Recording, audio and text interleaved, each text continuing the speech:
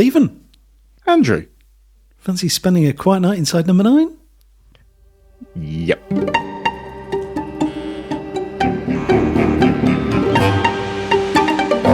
Right, so we are going into the script books again. We are starting Series 7 with Episode 1, Merrily, Merrily.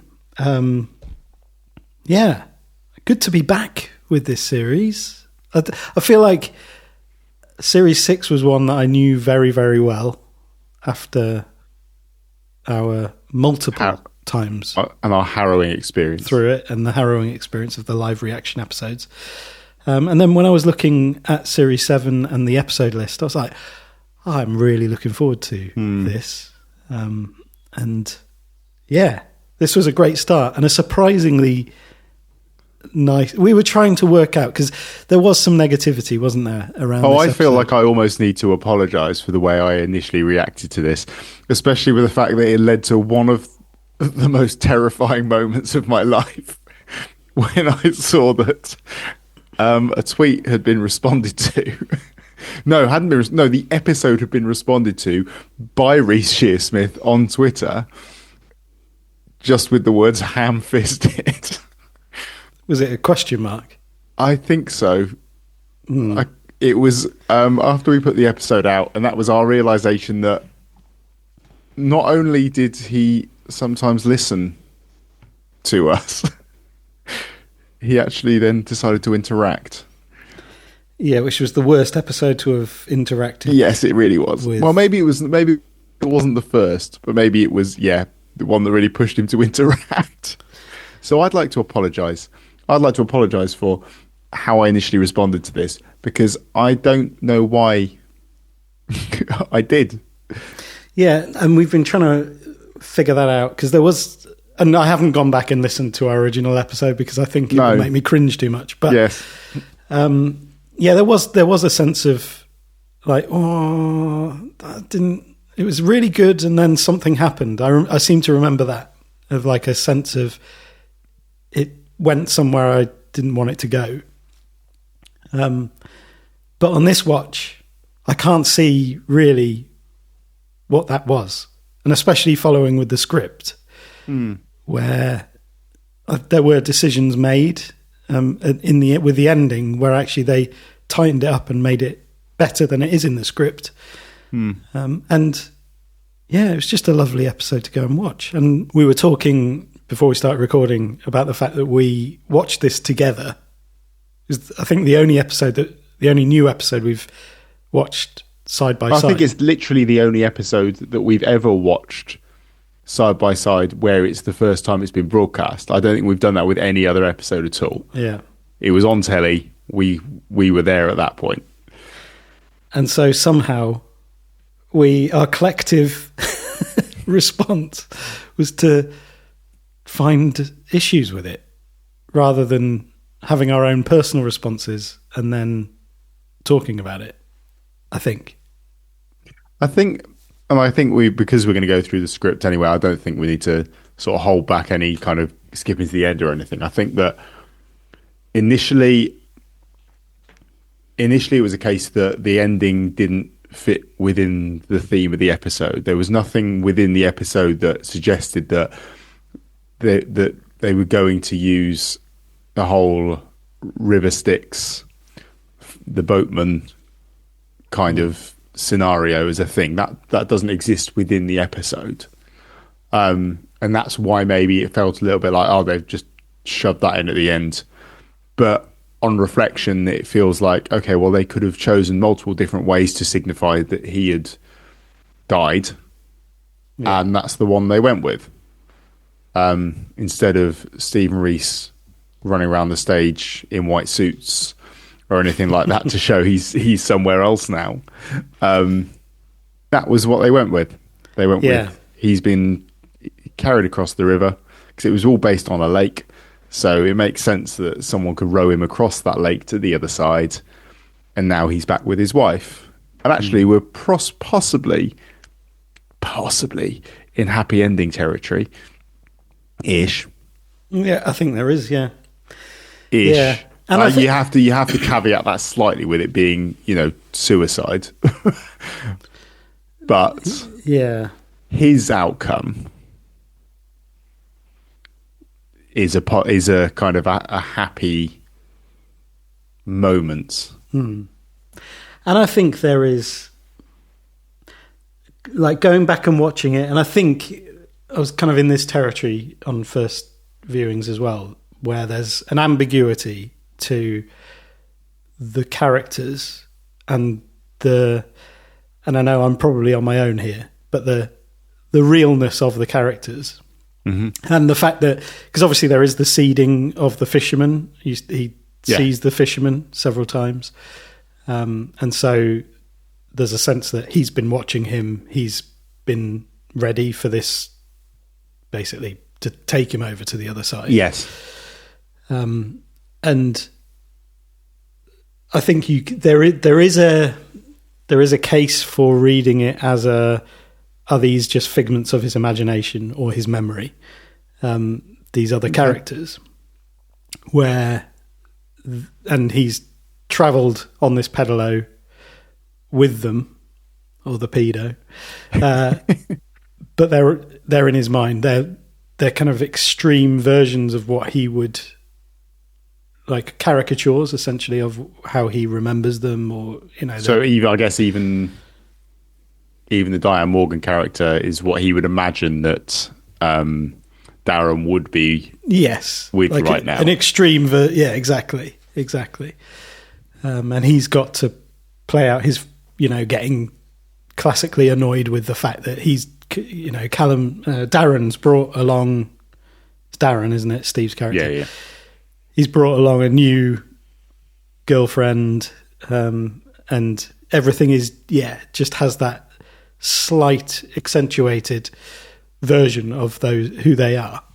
And, there's nothing to confirm that as a theory, but that fits quite nicely in the loneliness of it and the mood of it in terms of, and I almost like the idea of Lawrence going there alone, and this being, because he is alone, like there is an alienation to him and an isolation to this whole thing, and the fact that he has been completely lost since his wife died. And I don't know. That's the entire, the whole thing, I guess the whole thing is, throughout the whole episode, he's kind of just sat there listening to what's going on in other people's lives. He doesn't do a whole lot of sharing at all about what's been going on in his, and massively so in that his wife's died and he hasn't mentioned it to any of them. So none of them really know what's been going on with him. They don't. Maybe he doesn't even know he's working there. He's working at the university and all those kind of things. And he's listening to them squabble and listening to all of that stuff going on. But he's not sort of massively involved in any of it, is he? He's just kind of a bit of a bystander with all of that stuff going on in the back of the boat. Yeah. And so actually, that's a really nice read, that this is just him sort of dealing with all of those unresolved irritations, I guess, and disappointment in those previous friendships he had that have kind of just passed by and been lost to time. Yeah. And that theme of being stuck is obviously a huge part. Like, he's stuck in university days. The pedalo gets stuck in the weeds and nobody does anything to get it out. No, and I think you said that before we started recording, of like, maybe that was what we were irritated by, was this ham-fisted approach to, well, they're just sat there, what are they doing? And actually, maybe it's actually really good writing. Maybe that's the point. And that is the point, is that everything's just stuck. Yeah. And actually they can't go anywhere because he's not there anymore. And the moment that he dives off that boat, they don't exist anymore. They have nowhere to go. He got stuck there. He reached his point that he couldn't go any further with those memories anymore. He jumps out to go and do his final goodbye to his wife. They're stuck there because if they're a figment of his imagination, they can't, and they're not going with him. I guess they're done. Oh, mate. I feel like this is one of the best episodes. We've just blown this wide open. No, I love that. Yeah, I really love that. Yeah. No, and when I was watching it earlier, I was like, this is a really beautiful episode. It is. Everything, all the way it's shot, the way it's just the general atmosphere around it is really nice. And I think you're right that the ending, and we'll get to the ending in a minute when we talk about the differences, I guess, but the way that is done it just resolves things for him, I guess. Yeah. In a way that actually is possibly the opposite of ham-fisted. So sorry, what is Reece. the opposite of ham-fisted?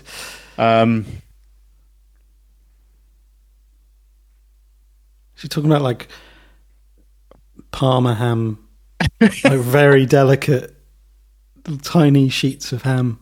Ham on Iberico. Yeah, just beautifully subtly ham, but not wafer thin ham. That would be horrible. That's cheap. Sandwich ham. School ham. Yeah. Whatever this is, weirdly enough, I think we've cured it. Good. Yeah. Should we go through the script? That's why we're here. Yeah. That's why we're here. We weren't here for this actual proper conversation about this episode and realising all the negatives we thought about it were completely wrong. We're actually the complete opposite. Yeah. Right, let's just literally go through and go, this was different, this was different, this was the same, and then we can all get out of it. Yeah, so functional. There's a difference. Functional, be as functional as possible. There's a difference right at the beginning so we have Extra-National Lakeside Day, where a large boating lake set in beautiful countryside on a crisp spring day. The place is deserted as it's out of season. The cafe and the water sports centre are closed. I feel like it's not really a crisp spring day. Not yet, it's not. It might turn into one later, but I don't think it does. It feels quite grey and... It is very grey and overcast, and that... Yeah, because it's weird, because that carries over into the ends, doesn't it? Because that's how you would expect, I guess, the crossing the river Styx to be. Grey, misty. And you almost... I guess the one I said before about the atmosphere of it is contributed to by that. It's bleak, and it's, like you said, it's lonely. And there's nothing lonelier than being in the mist and not being able to see anything. Yeah. So yeah, I think that's probably a fair change. He also, his wave to the fisherman isn't scripted. Like, he doesn't interact with him at all in the script. At all. But when they filmed it, they decided that Reece was going to wave to him and try and almost get his attention or get an acknowledgement. It's quite a friendly wave, isn't it? Like, oh, hi. Yeah. This is the thing. They could have just, I guess, what would have been far more ham-fisted, but another way of doing it would literally just to have had the Grim Reaper stood on the other side with his scythe. Or the Ghost of Christmas Yet to Come from the Muppets Christmas Carol, that guy. Yeah. But actually, I think that wave, it's almost the most friendly or happy he is to see any of the characters. Yeah, and it might be a signal of, yep, I'm setting off, see you soon. I'm on my way. Yeah. Yeah, totally. Yeah, and I think the cafe and the water sports centre are closed. Feels like they're more than closed. Oh, they are abandoned. There are smashed windows and things are boarded up. It's like, is this going to be reopened? Never, not anytime soon. No, doesn't look like it. No. Change of date. Kenzie's wedding, June 2010 rather than 2008. Which I guess tied into the every 12 years. Maybe this was an old script, a script that was a couple of years old that they pulled back out. Yes, interesting. Reading the foreword to this series. I don't know, have you read that? Yes. Yeah. And they were talking about the episodes that were originally in series 6. Mm-hmm. And this was one of them. So it was originally going to be... this was, this Merrily, was where Merrily, there was all this stuff going on, wasn't there? Kidnap, 9 Lives Cat, and A Random Act of Kindness, as well as Hurry Up and Wait and Last Night at the Proms. And then COVID happened. And it all got mixed around. Yeah. Which is fascinating to think that this was, potentially going to be a series earlier. Like, I wonder how, whether there would be a change of the perception of things, or maybe whether you just, it's fine, whatever. You never know, because it is what it is, and it came out as it did. But, yeah. That might explain the change of date there. Yeah. And then I didn't really notice anything else change until Darren arrives. Yeah, same. Oi, oi, Savaloy. They got rid of a line, stop trying to bum each other, and just replaced it with brop, brop, brop instead.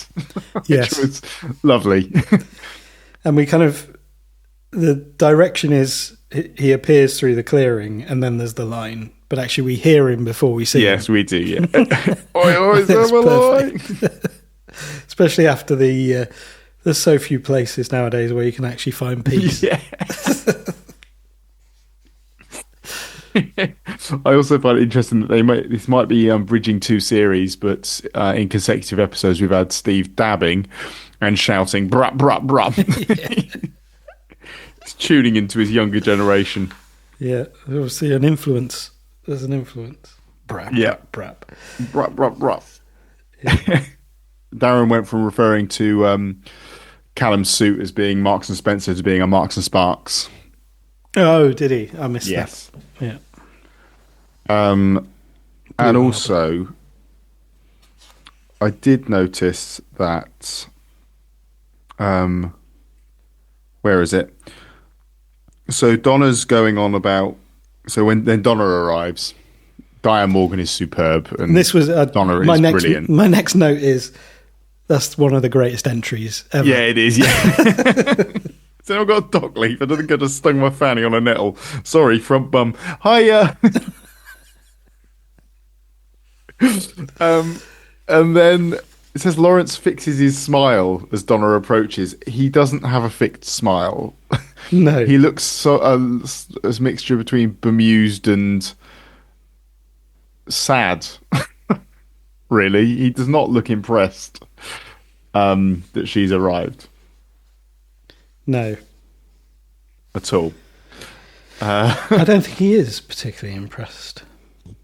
No, but as we've just said, this could be his own imagination doing this to him. He's not got no one else to blame but himself. Yeah. We then get the pedo lines. I love this idea, and I know it then comes back later as to why Darren might have mixed up pedo for pedalo. Yes. And that's nicely seeded, isn't it? Like the whole there's several references to that. Yeah, his surface dyslexia. We'll have a quick go on the pedo. You mean the pedalo? Is that what it's called? I thought they were called pedos. I thought it was a bit weird. We then get a cut of there is a tiny little detail shift. A little thing with Donna and Darren, isn't there?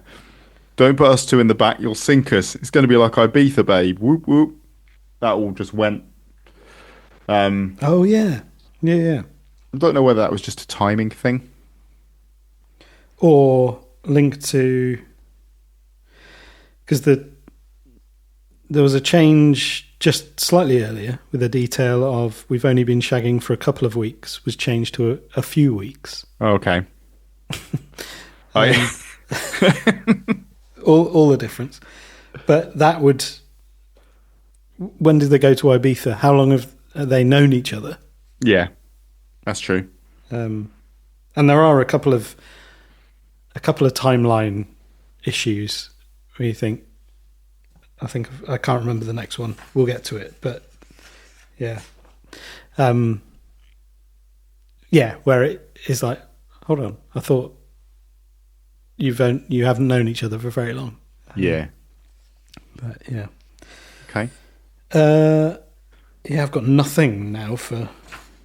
Have you not? I noticed a removal of a direction. Oh yeah. Well, when they were then in the boat, and there's the 3 men in a boat to say nothing of the dog. Say that again. Jerome K. Jerome, it's the full title. He's known me 5 minutes and he's calling me a dog. He was probably just admiring your puppies. I thought you said he was, and then it says Donna mimes a limp wrist. Yeah, she doesn't mime a limp wrist. She does not mime a limp wrist at all. I don't know whether it felt like it was a bit much. It wasn't need to be said because Callum just picked up on it straight away and was, no, that's me. Yeah. Yeah. Yeah, because there is no need for any actual on-the-nose reference to the fact he's gay. Yeah. Yeah. We can probably cut out the slightly homophobic. Yeah, exactly. So, yeah.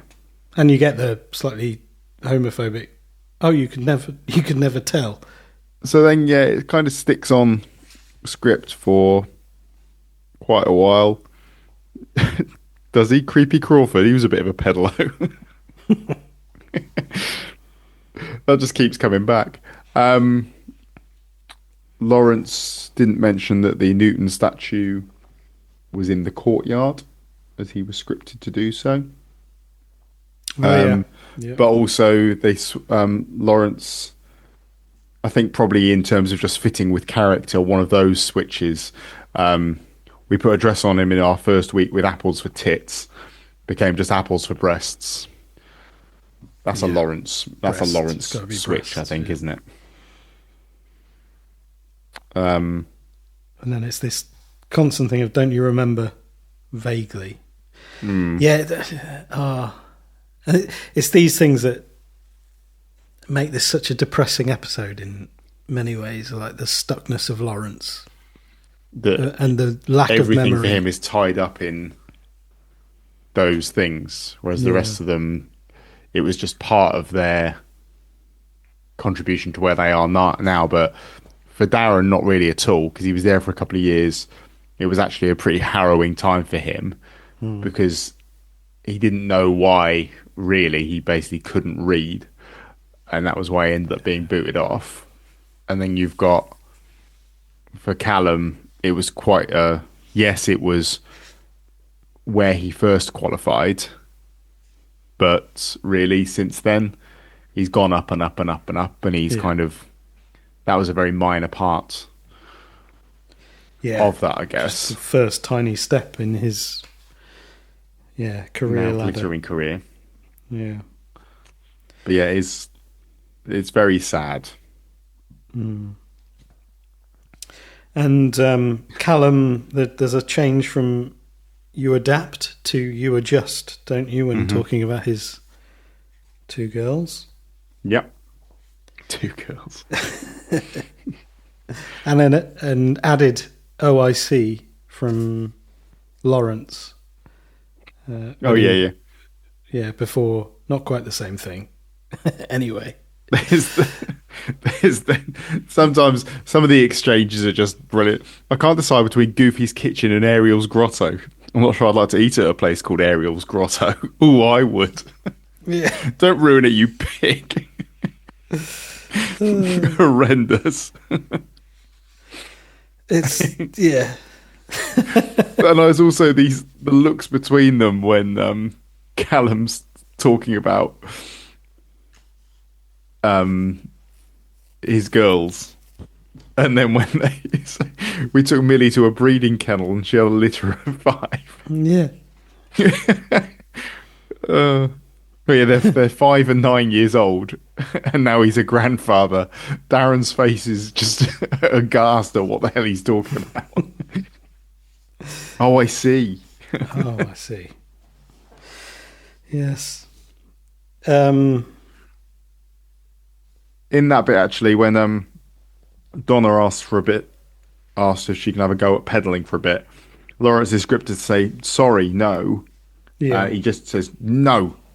Just flat out. Yeah, there's no happening. sorry. No sorry. You don't know where we're going. I do. Just across the lake, really, no? Yeah, and it's like it's the distance of it all as well. Feels like this is great. Like it's a lake. Like I'm in a pedalo. You could probably get there and back in an hour. I guess it depends on the lake. There's some big lakes, but this lake looks doesn't look massive, does it? It doesn't. You could see the fishermen on the other side. Yeah, that's true. It kind of this kind of slightly warped reality. Yeah, of he's out there revisiting all this stuff in his head. I think I'm sold on this, by the way. On my theory. Yeah. It's not often that I say that quite as quickly as this. And get on board with it. Because you haven't mentioned communication once. Oh dear. Yeah, this just a slightly distorted kind of idea of, yeah, I'm out here to make peace with things, and that takes as long as it takes. I'll just keep pedaling until we get stuck. Yeah. And pedaling on your own in a pedalo is likely to... I think that came up in our original episode. I think my harrowing... Oh, yeah, of course. And speaking of that, are you just resting your feet was dropped? Yeah. That went, didn't it? Yeah. Are you actually pedaling or... And that's my favorite. My favorite kind of question ends with "or," when it's like it's so loaded. Are you doing that, or I know what you think I'm actually doing? Yeah, is that okay, or no? It's not okay. Okay, yeah. Thank you. I get what you're saying. There's an example of always be specific. Lucasade, not just energy drinks. Yep. I've got exactly that. Always be specific. Yes. Yeah. I love that that's a thing. And then my next thing is Lawrence. Oh, for Christ's sake, this is all your fault. Why didn't you look where we were going rather than you were going? Don't know if there's anything in that. But, yeah. Obviously, a change. There's now a thing here about the invite. So did they take out? I cocked up, didn't I? And they add in, I didn't read the invite properly. Yes, that's it. Now the thing is that I hadn't actually twigged that he didn't read it properly because he couldn't read it properly. He maybe can't read, yeah. Yeah, so he kind of read what he thought. That's why he didn't read it properly, because he can't read it properly, I think was possibly what's gone on there. I think so, yeah. Yeah, and that's where that... Because there's a genuine... I cocked it up. I'm sorry. Like, and the real shame in that, and like an embarrassment. It's not just, I was trying to lead you on. I was trying to get you here under false pretenses or whatever. No, I messed up here. I thought that's what this was too. That's what I read. Yeah. Hell of a stripper helicoptering all over him in Sugar Hut right now while we're playing Swallows and fucking Amazons. Diane Morgan. Sorry, babe, I'll make it up to you. Yeah. Oh, no. Diane Morgan is such a good comic actor. Yeah. Like, she's brilliant in the Charlie Brooker stuff as Philomena Kunk, and then in the spin-off stuff, just all of that stuff is so brilliant. She's her character in Motherland. She's just so good. Her delivery is fantastic. Yeah, and I know a lot of her characters are very similar. And there is a little bit of, this is the kind of the part she plays, but she does it really, really well. Yeah, absolutely. I mean, yeah, this is like having Philomena Kunk in your pedalo. But if you can imagine such a thing.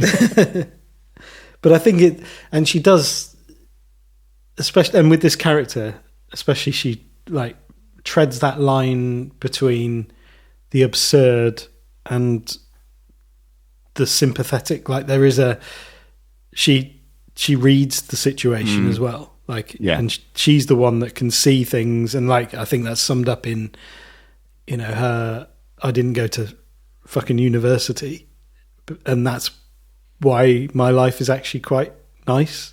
Yeah. And I've got a good job, and I've got a family that I like, and friends, and all of this stuff. And it's like, actually no part of my life has gone into this hierarchical judging, everything's being sort of judged against, like the success where you ended up after you. it. Yeah, exactly. Yeah, that's true. A nice perspective. Yeah. I think there's the next moment when they're singing is not as it was scripted. So the script says that basically Callum was just singing on his own for the entirety of the Merrily, Merrily. Yeah. When it goes into like a full-on chorus with all of them except Lawrence. I've seen Donna start to join in, and then Darren starts to join in, and then they go.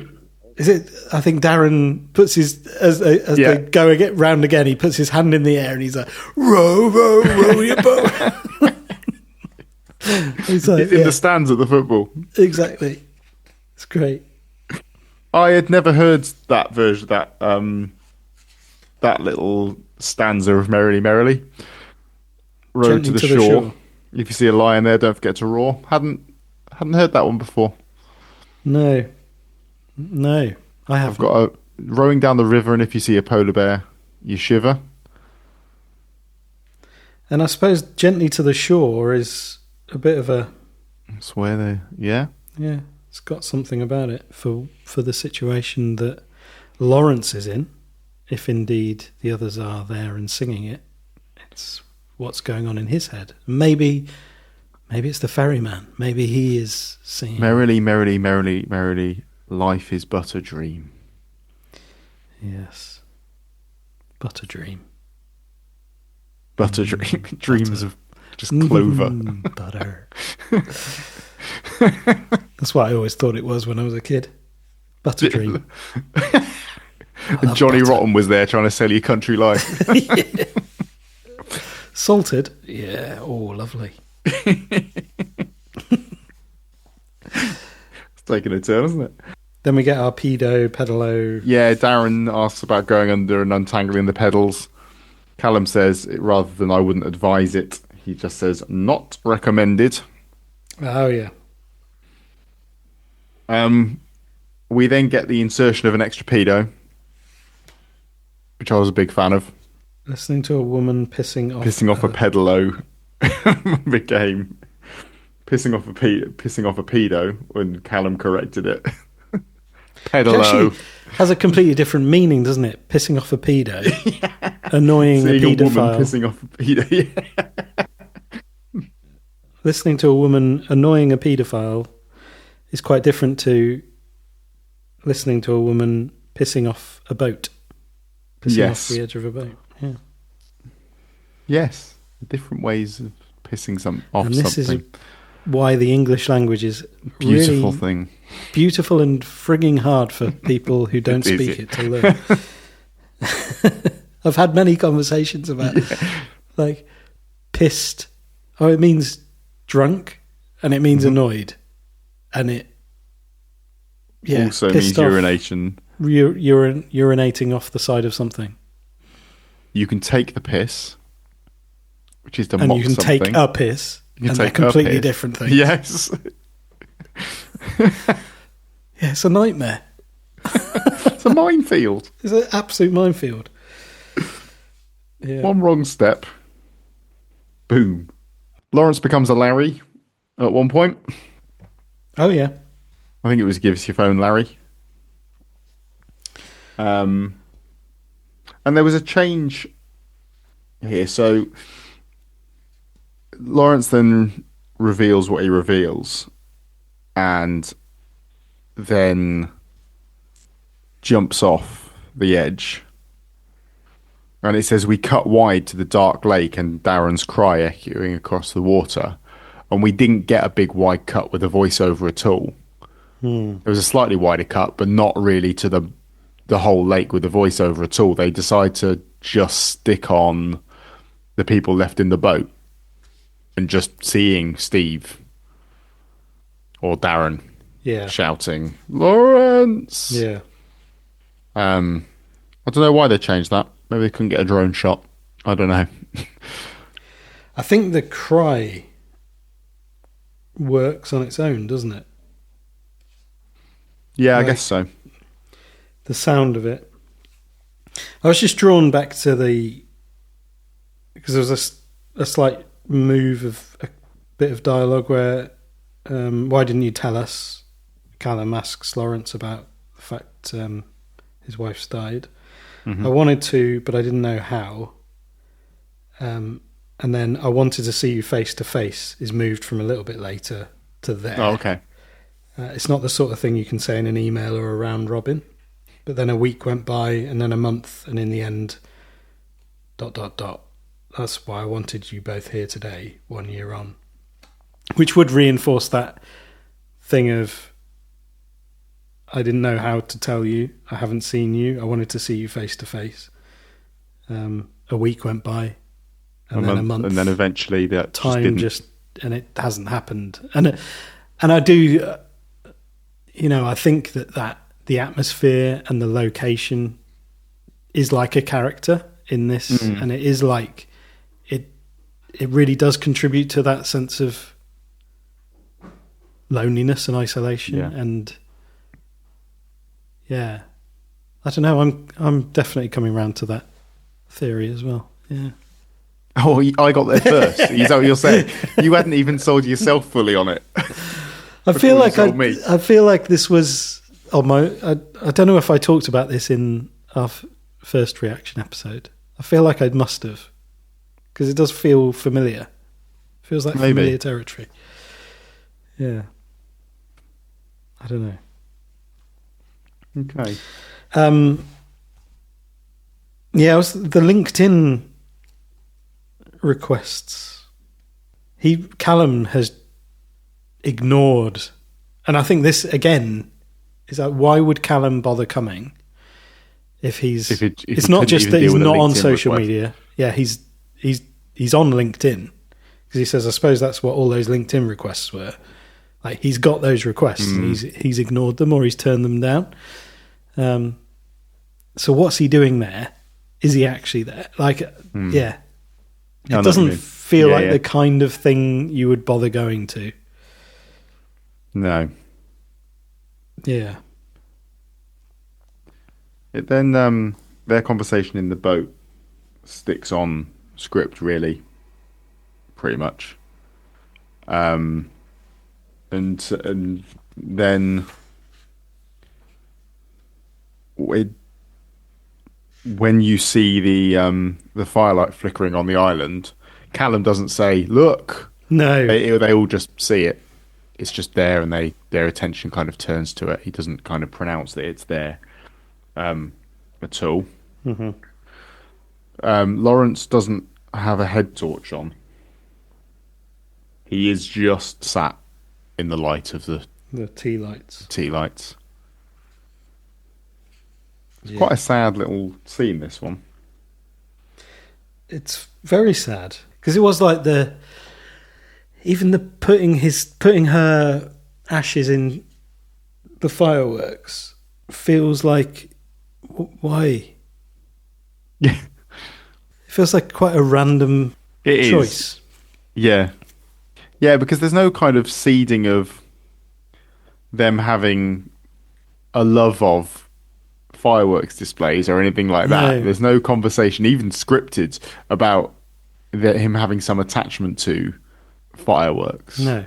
And I think actually they end up, because even that moment where Donna and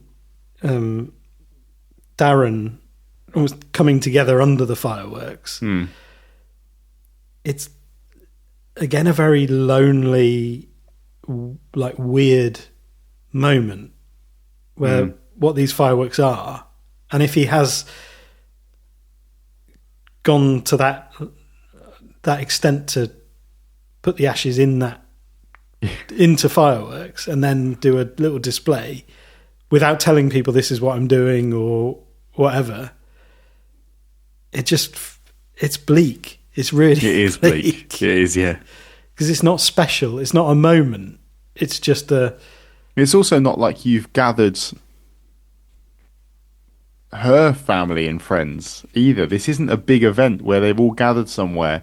They've had a memorial service and they've all gathered, and now this is the final send-off where they're sending her up into the sky and they're all watching together. It's just him and some university mates who don't know why they're there. Yeah, they're just going to sit and watch. The three of them are just going to watch some fireworks together. Yeah. Yeah, strange.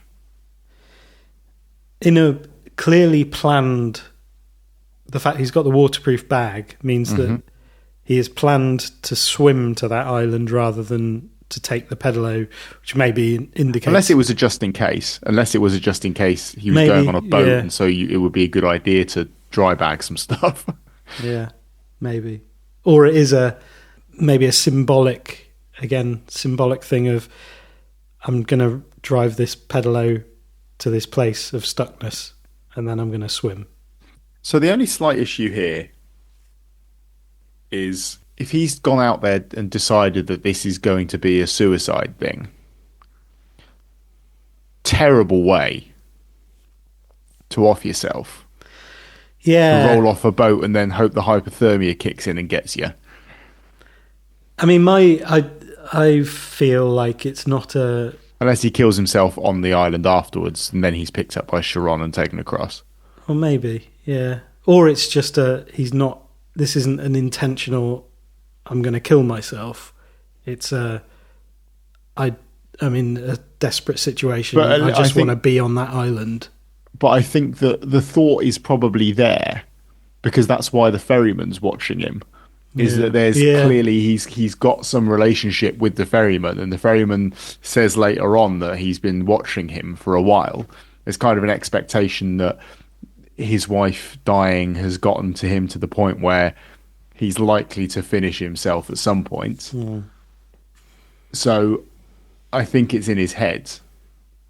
And so unless he does it on the island after he's launched the fireworks and we just don't see that, and we just see him being picked up by Sharon afterwards and rowed over. Yeah. Maybe. Yeah, maybe that's it. Because I wouldn't jump into a freezing lake and hope it gets me quick. Sounds awful. No, and he's been quite meticulous in planning other things. So. Yeah, so maybe once he's over there and he sets them off, he's then ready to go and be with her again. Yeah. So he's then picked up, he's curled up, comes from a deep sleep. He's aware that he's in a rowing boat. Now this is where the pedalo's empty, and there was that feeling of, I think when we first saw it, it's like, well, where have they gone? Yeah. Who picked them up? Where have they gone? And so there's two possible things here, I guess. There's ones that follow your theory through. They were never there in the first place, Lawrence. That's why they're not there now. The alternative is that he has crossed over into the afterlife, and so that's why he can't see them anymore, because they're not there. Interestingly, it was scripted that Darren's hat was floating in the water, and we didn't see that. That went. And I guess if you're going to suggest that they weren't real at all, then you kind of have to remove any physical evidence of them having been there, because then you're creating an actual... That's like David Bowie and the scarf at the end of The Snowman. Yeah. Oh, it was real. It did happen. So I think that works in a couple of ways. I think it was a good call for it to go. And actually, maybe it actually did do a bit of tidying up at the end of this episode in thinking about the way that things did play out. It's a tidying up by injecting ambiguity. Yeah. And then the fisherman says, I knew where to find you. I've been watching you for some time. And that's what I mean about the suicide thing. If he's been kind of an expectation. And like I say, there's it's better than the like Grim when you Reaper. go back to that wave at the beginning, there's a familiarity. It's almost like Lawrence does recognise him. Like, Come in. Hey. Yeah. Soon. Oh, good to see you, man. Lawrence, it said, and this is the thing, like, Lawrence says, "Was that you I saw earlier?" In the script. In the script, and he doesn't say that in the episode, and that's partly, I guess, down to the fact that, like you said before, he knows it's him he saw earlier. He waved to him. He completely acknowledged that he was looking at him. And there is, I think there is a relationship there. Like there is a familiarity there. That's really interesting. Yeah. And you said earlier that they improved the ending. Why so? Well, the direction at the end of this is Lawrence stands alone on the misty jet, confused. There's more mist in the script, I think, than in the actual episode. It just says misty, but the way you're reading that is really misty. Suddenly he hears a woman's voice, Lawrence, which we get, obviously. Lawrence turns to see Bonnie standing on the jetty. She holds out a hand for him to join her. He smiles. And actually, the ending that we get is far more... He obviously hears her voice, but there's no hand. We don't see who has said Lawrence. And again, that, could just be... This whole thing could just be a part of his dying imagination. Mm-hmm. And I mean, it still could be if she was there. Like, there's nothing to indicate then that, well, this is actually real. This could just be a sort of a dying vision, or if we're taking this as a literal, you do cross the river Styx and this is how it goes. She is just there. She's there waiting for him. Interestingly, her voice isn't cast in the cast list at the front of the book. It's not, is it? No. And they clearly didn't cast someone. Maybe it's just Diane Morgan having an extra quick line. Yeah. Lawrence. But no, you're right. Like Diane Morgan. No, it doesn't. I think it's a really nice way to close it, that you just see him looking happily at the sound of that voice, and then it's kind of done. Yeah. But I really like it. I can't believe that I ever had an interaction with Reece Shearsmith about my assertion that this was a ham-fisted written episode. I think you should reply to him now that, oh no, I meant like, really nice, finely cut ham. I love ham on Iberico is a really wonderful, it's a privilege to eat, an experience, and that's what I meant. Yeah. If the best ham you can get hold of, and actually, you know what? Fistfuls of it. Fistfuls of the best as much ham. of it. I don't want slices of shit ham. I want fistfuls of the best ham, and that's what this was. And if this was all I had for the rest of the series, I would be happy. Can I surprise you and say I love ham, despite what I said before? Fistfuls of it. Yeah. No, this has just popped right up the Khyber.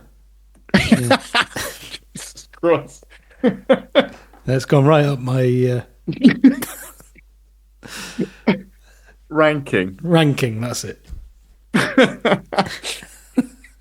Yeah, it's gone right up there, right up your ham hole. Whatever that is. No, I'm so glad we've had this opportunity to revisit it in this way. So yeah, lovely.